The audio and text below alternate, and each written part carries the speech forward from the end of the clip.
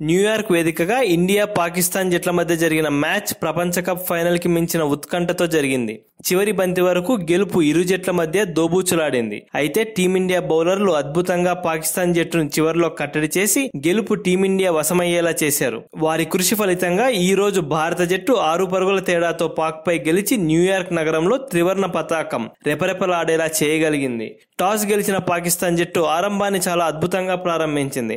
పాక్ బౌలర్ల దాటికి ఇండియా కేవలం 119 పరుగులకే ఆలౌట్ అయింది. దీంతో ఈ తక్కువ లక్ష్యాన్ని పాక్ జట్టు సులభంగా ఛేదిస్తుందనుకుంటే భారత బౌలర్ల దాటికి ఆ జట్టు చితకలబడి పరువు పోగొట్టుకుంది. ఇక ఈ మ్యాచ్ అనంతరం పాక్ ఓటమిపై స్పందించిన కెప్టెన్ బాబర్ ఆజమ్ ఏమన్నాడంటే, మొన్న యుఎస్ఏ పైన ఈ రోజు ఇండియా పైన చివరి వరకు గెలుపు మాదే అనుకున్నాం, కానీ ఈ ప్రపంచ కప్ లో మాకు ఏది కలిసి రావడం లేదు. ఈ రోజు మేము బాగా బౌలింగ్ చేశాం, అయితే బ్యాటింగ్ లో చాలా చెత్త ప్రదర్శన కనబరిచాము. మొదటి 6 ఓవర్లలోనే భారీగా పరుగులు చేయాలి అనేది మా ప్రణాళిక, కానీ అది అస్సలు అమలు చేయలేకపోయాం.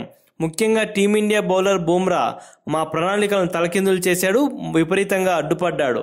మా బ్యాటర్లందరూ అతన్ని ఆడలేక ఎవరికి వారు చేతులెత్తేశారు. అందుకే ఈ మ్యాచ్ లో మేము ఓడిపోయాం.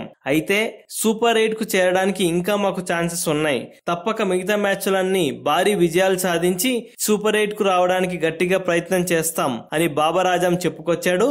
బాబర్ ఆజమ్ చెబుతున్నట్లు పాకిస్తాన్ జట్టుకు సూపర్ 8 కు చేరడానికి ఇంకా అవకాశాలున్నాయా?